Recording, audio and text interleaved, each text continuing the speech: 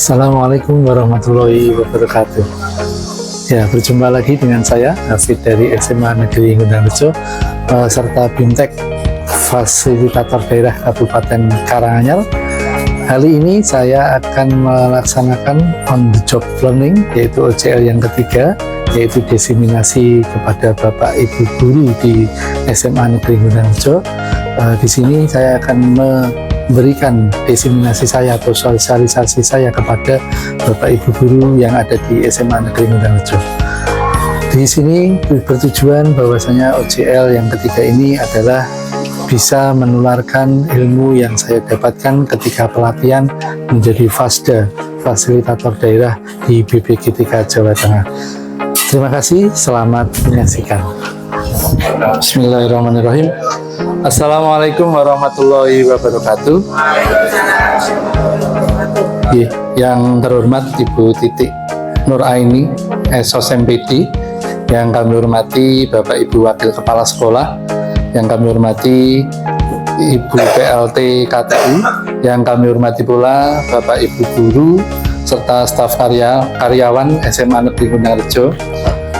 Yang pertama, marilah kita panjatkan selalu ucap syukur alhamdulillah kepada Allah Subhanahu wa taala, yang dimana senantiasa kita diberikan kesehatan, kenikmatan, sehingga pagi hari ini kita masih bisa beraktivitas, masih bisa berkumpul di ruang guru ini.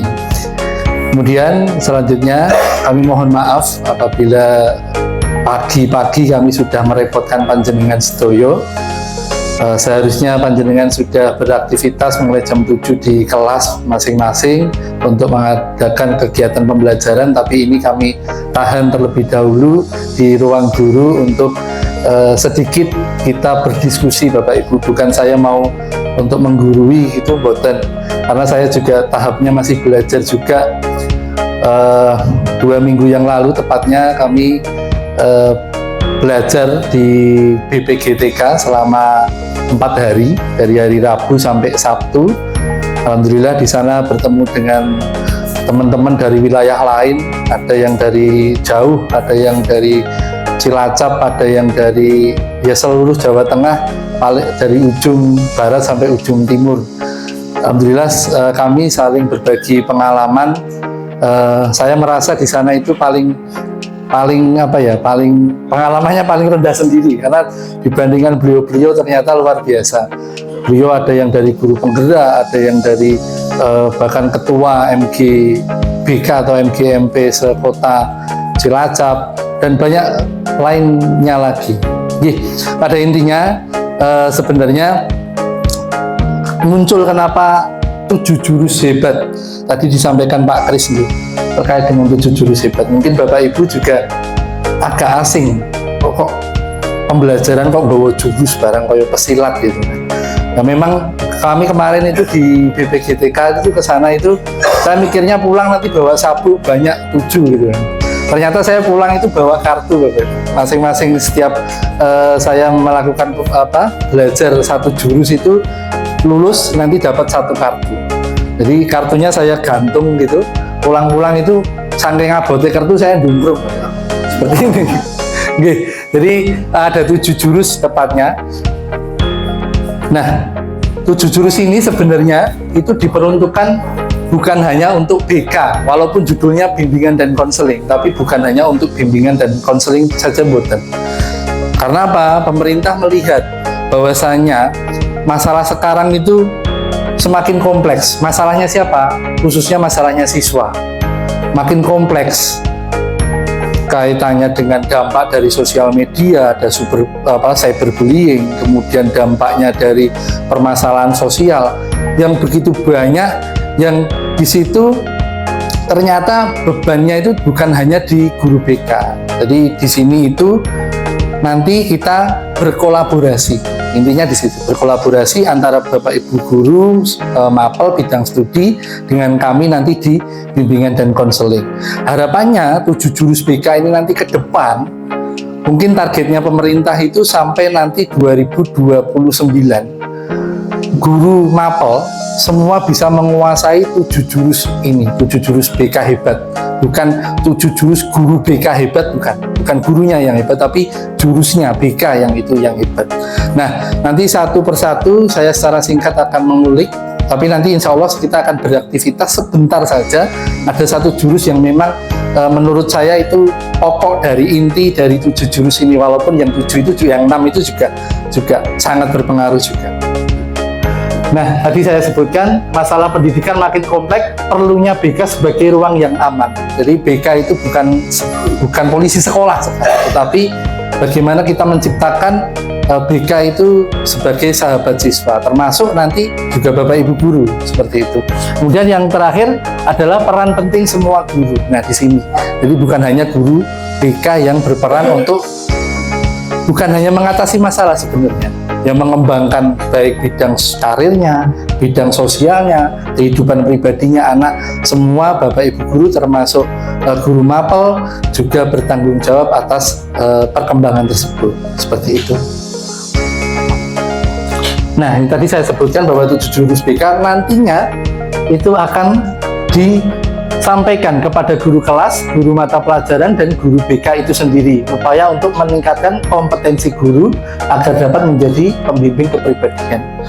Nah, jurus yang dimaksud adalah teknik, kemudian juga ada langkah, tips, atau kompetensi yang harus dimiliki oleh semua guru. Untuk yang jurus yang pertama Bapak Ibu, itu adalah kenali potensi. Setiap Bapak Ibu guru itu harus mengenali potensi dari masing-masing siswa. Memang agak sulit, padahal siswa kita itu 865 kelas 10 sampai kelas 12. Harus mengenali Bapak Ibu. Tapi kita terbantu dengan adanya mungkin ada lembaga lain yang di situ sudah yang kelas 10 khususnya itu sudah melakukan tes di bidang psikologi, sudah ada hasilnya. Nah, terus bagaimana dengan kita misalkan kalau tidak melihat hasil tes itu, nanti akan ada mungkin waktu khusus untuk mengaplikasikan. Nanti ada aplikasi namanya Aku Pintar. Di situ Bapak Ibu guru bisa mengetahui, 1, kecerdasan majemuk siswa, 2, bisa mengetahui gaya belajar. Harapannya jika Bapak Ibu itu sudah mengetahui potensi, kemudian mengetahui gaya belajar anak, Ibu Bapak dapat menerapkan pembelajaran yang sesuai dengan potensi anak. Tidak mungkin anak yang gaya belajarnya istilahnya visual akan diberikan gaya belajar yang lain, itu penugasan khususnya. Jadi anak itu unik, karakternya masing-masing. Ada yang auditori, ada yang kinestetik. Kinestetik itu campuran dari audio dan visual.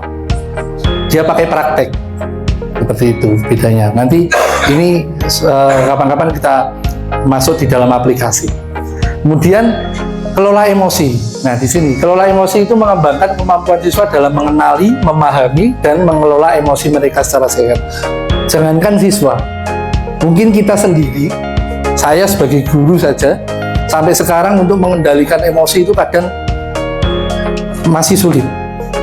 Nah, padahal ketika kita melakukan pembelajaran, melakukan pelayanan kepada siswa atau yang kita layani, yang kita pelajari tidak menahu apa masalahnya dari rumah, seperti apa ekspresi atau kekecewaan, kesedihan, atau emosi yang lain yang kita rasakan sebelumnya dari rumah seperti apa, siswa tidak tahu.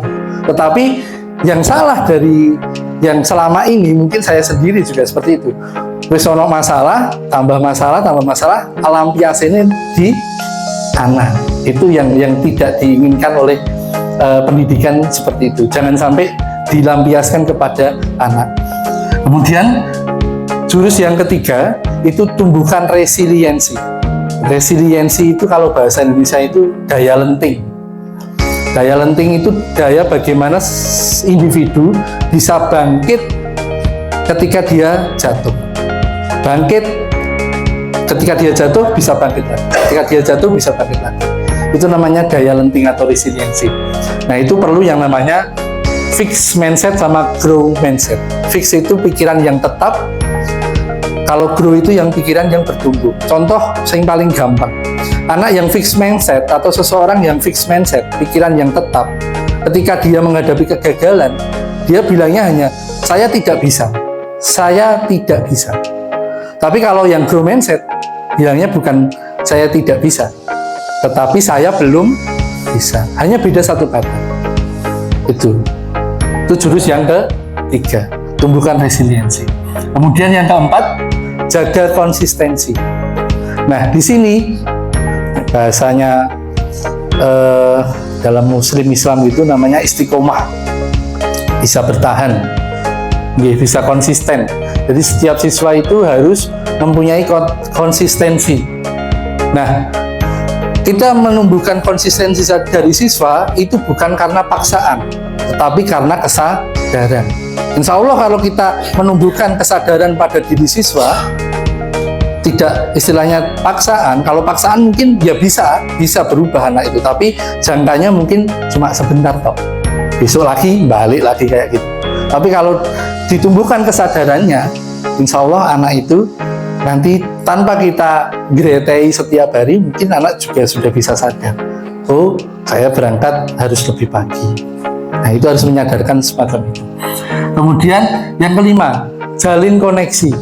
Nah, di sini penting sekali peran dari antar siswa, guru, dan warga sekolah yang lainnya. Kita ketika kadang-kadang saya sendiri pun juga gitu. Saya itu kadang ngoreksi itu dalam arti melihat kesalahannya anak dulu, baru kita menjalin hubungan. Sebenarnya salah, kebalik. Harusnya kita menjalin hubungan dulu dengan anak yang baik, baru kita koreksi. Koreksi dalam arti bukan koreksi nilai, tapi koreksi dari mungkin kesalahan, kelemahan anak. Anak akan lebih tahu, oh ya ternyata Bapak Ibu guru itu peduli sama saya kalau ada koneksi tersebut. Yang keenam, bangun kolaborasi. Kalau yang jurus ke-6 dan nanti 7, tata situasi dan bangun kolaborasi ini, ranahnya nanti sudah bukan siswa, tapi ranahnya itu adalah guru dan stakeholder yang terkait. Contoh seperti ini, ketika ada anak bermasalah, nah anak ini ternyata butuh referral. Referral itu alih tangan kasus. Kita harus bisa bekerja sama dengan pihak-pihak luar. Contoh psikolog, contoh polsek, contoh puskesmas. Alhamdulillah kemarin TPPK kegiatan-kegiatan yang terkait dengan bangun kolaborasi ini sudah dilakukan. Nah, ini bukan hanya sebenarnya tugas guru BK, tapi Bapak Ibu guru juga seperti itu. Terus harus ada kolaborasi antar instansi juga bisa. Mungkin Bapak Ibu yang pegang ekstra juga bekerja sama dengan pihak luar, seperti itu sudah membentuk yang namanya kolaborasi. Dan yang terakhir adalah tata situasi. Bagaimana kita menciptakan sekolah yang aman, nyaman ketika pembelajaran untuk siswa. Di mana toiletnya, ada berapa toiletnya. Jadi lebih ke mungkin sekolah gitu, bukan ke siswanya kalau yang 2 jurus ini. Nah, satu Bapak Ibu yang memang nanti saya akan lebih konsen itu di kelola emosi yang saya katakan tadi, kunci dari kunci semuanya. Kalau kita ujuk-ujuk nopo-nopo niku emosi niriin, marahin yang maju, apapun permasalahannya, insya Allah tidak akan selesai. Nonton gitu? Pasti tidak akan selesai kalau amarahnya dulu yang maju. Nah, kenapa saya katakan ini kunci bagi saya? Nah, sedikit nih Pak, mungkin barangkali 5-10 menit. Mungkin tolong masih dibagikan satu-satu.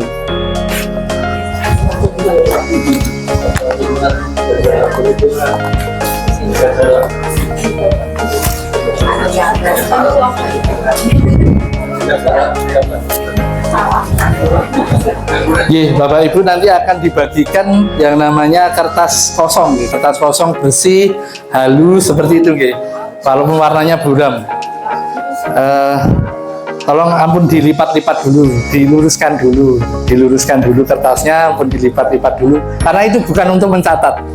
Insya Allah ini Bapak Ibu guru yang mungkin beberapa kali atau sering mengikuti pelatihan, hal semacam ini itu sudah biasa. Tapi saya coba untuk angkat ini kembali.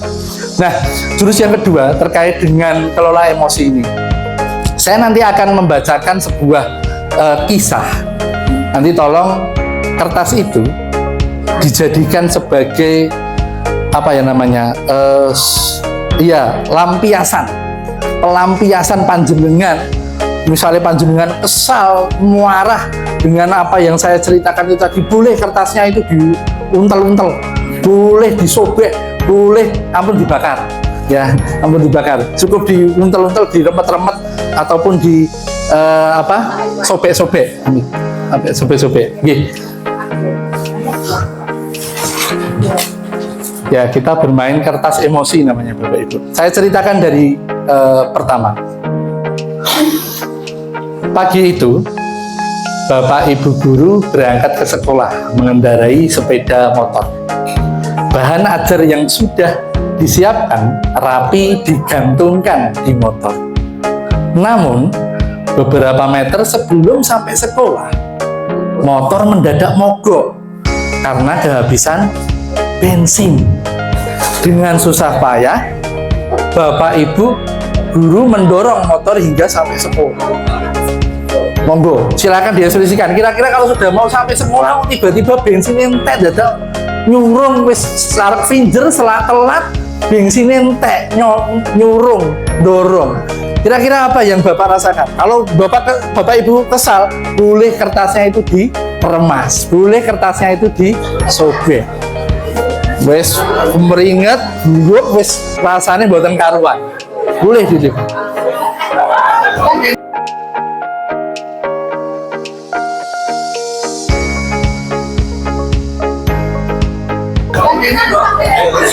Ya, monggo, enggak apa-apa, itu masing-masing sendiri. Kalau ada yang biasa saja, ya monggo silakan, karena itu ekspresi panjenengan. Ada yang mungkin kesal, monggo.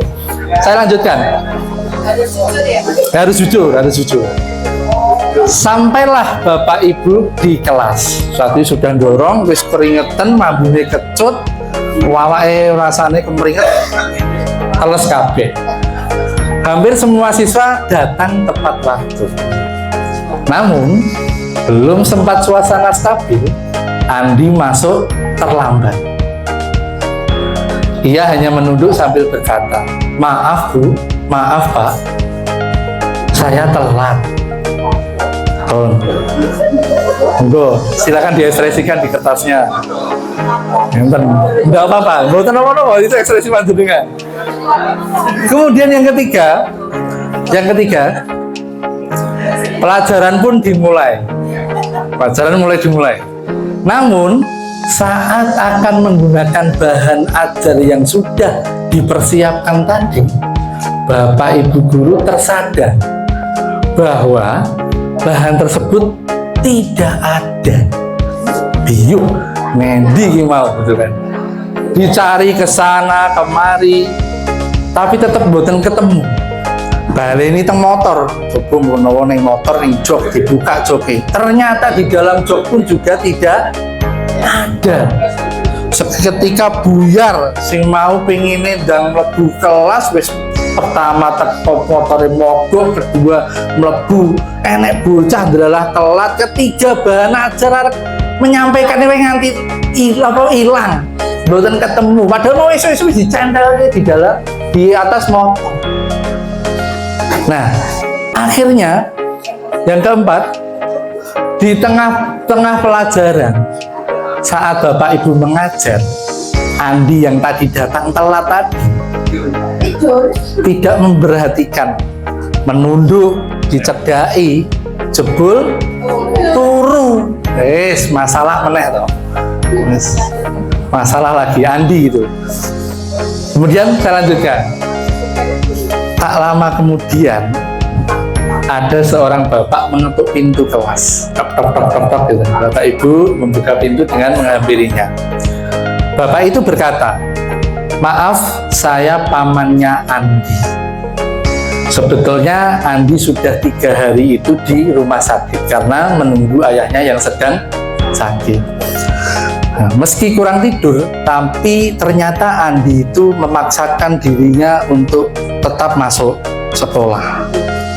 Kemudian dia sampai tertidur, kurang tidur dan tertidur di dalam ketika pelajaran. Nah, sekarang saya izin Bapak Ibu untuk mau jemput Andi karena ayahnya masuk ruang ICU. Terus mungkin kita langsung, oh ternyata, oh ternyata telat itu tadi ternyata ada alasannya. Tidur di kelas ternyata juga ada alasannya. Nah, Paman Andi tiba-tiba mengeluarkan sesuatu, sebuah bungkusan dari tasnya. Oh iya Pak Guru, Bu Guru, tadi di jalan saya menemukan bungkusan ini. Saya tadi cek isinya buku dan ada nama sekolah ini. Jadi saya bawa, siapa tahu Ibu Guru atau Bapak Guru bisa mengembalikan kepada pemiliknya.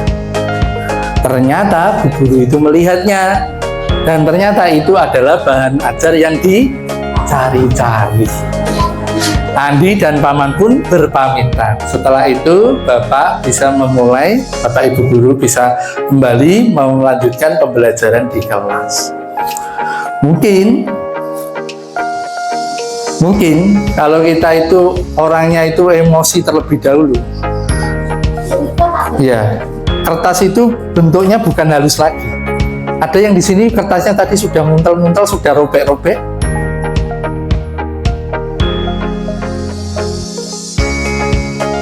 Kira-kira dari hal yang tadi, permainan tadi, kertas yang tadi saya ceritakan, kemudian ada permasalahan-permasalahan yang bertumpuk-tumpuk.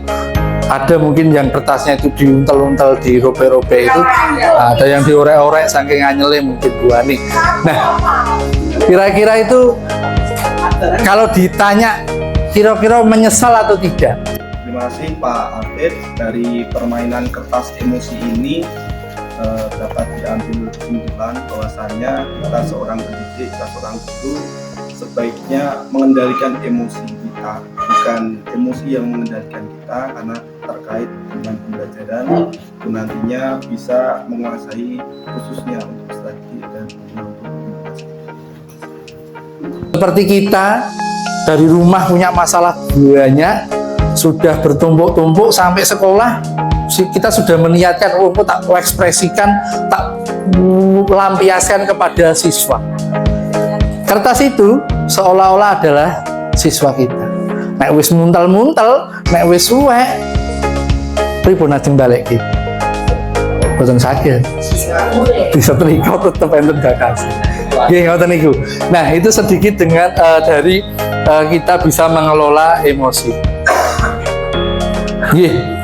Pada intinya, nantinya 7 jurus yang tadi saya sampaikan itu harus bisa kita kuasai, dan tujuannya Pak Menteri itu sebenarnya pendidikan terkait dengan pendidikan karakter, penguatan pendidikan karakter. Nah, di sini adalah guru BK yang ketibanan campur pertama kalinya. Tapi nanti kami guru BK harus menularkan itu ke Bapak Ibu guru non BK karena harus ada kolaborasi. Harus ada kolaborasi. Saya sendiri pun guru BK berjalan sendiri mboten saged. Harus ada dukungan support dari Bapak Ibu guru yang lain. Nah, terkait dengan kelola emosi ini nanti juga saged panjenengan sampaikan juga ke anak-anak. Kemarin saya sudah praktek yang jurus yang ketiga, karena memang tidak saya urutkan. Yang ketiga itu adalah tumbuhkan resiliensi kepada siswa. Dan saya harapkan nanti ke depan insya Allah akan ada istilahnya pengimbasan atau diseminasi yang terkait atau yang lainnya. Karena ini baru 1 jurus, masih ada 6 jurus yang lainnya. Nah, di dalam penyampaian itu Bapak Ibu kami selalu dipesan dari BPGTK menggunakan sistem yang namanya ARKA. Aktivitas, refleksi, kemudian konsep, yang terakhir adalah aplikasi. Aktivitas itu salah satunya adalah permainan atau aktivitas semacam ini tadi, kertas diuntel-untel, kertas di apa, seperti itu. Yang kedua refleksi, ditanyakan kepada peserta didik atau siswa kita, apa yang bisa diambil dari kegiatan tersebut. Yang ketiga adalah konsep, baru kita menyampaikan konsepnya seperti apa. Dan yang terakhir adalah aplikasi, pengaplikasian. Oh berarti Ben besok-besok lagi kalau saya dari rumah, walaupun masalahnya banyak, jangan kita ekspresikan itu kepada orang lain. Seperti itu. Mungkin hanya itu Pak Kris, sementara untuk yang bisa saya sampaikan. Matur nuwun, sekian, wassalamualaikum warahmatullahi wabarakatuh. Kita berikan plus pengalamannya dalam tempat hari daripada kita nanti ngambil waktu hari Jumat malah kosong, kita sisihkan mau kita penting saja. Pertanyaan Pak kita bisa disambung. Dan Bapak Ibu saya mau menambahkan ada pertanyaan juga terkait dengan 7 jurus BK yang disampaikan oleh Mas Ade tadi maupun perwakilan. Ada pertanyaan untuk OB Pak Jum, Pak punya. untuk dua-duanya. Nanti ada dokumennya, kita nanti sampai 1 jam maksudnya 1 jam. Ya siap.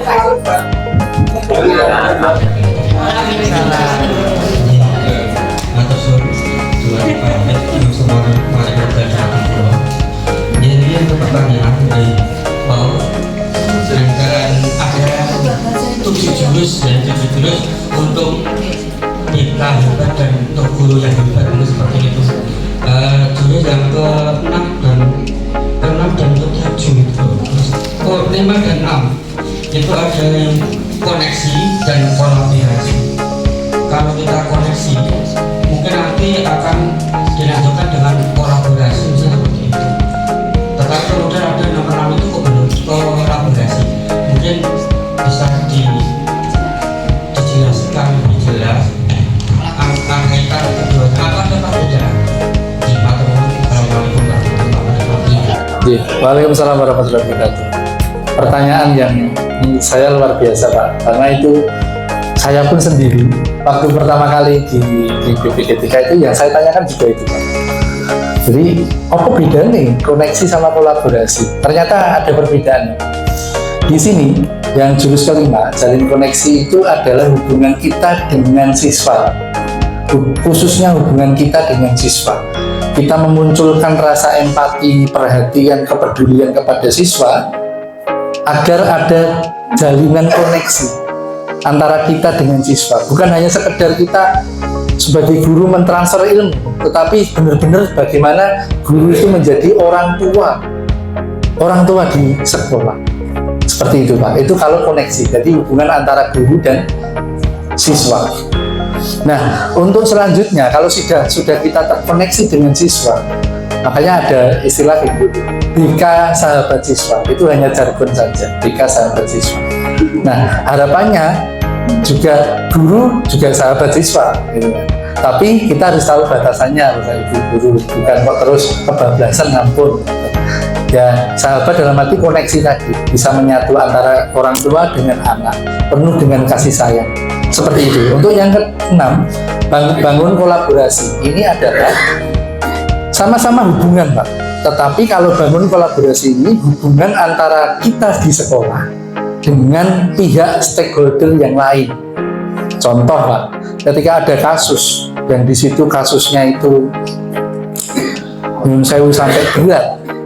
Misalkan dulu pernah ada kasus itu anak itu perlu masuk ke ranahnya psikiater, bukan hanya psikolog lagi.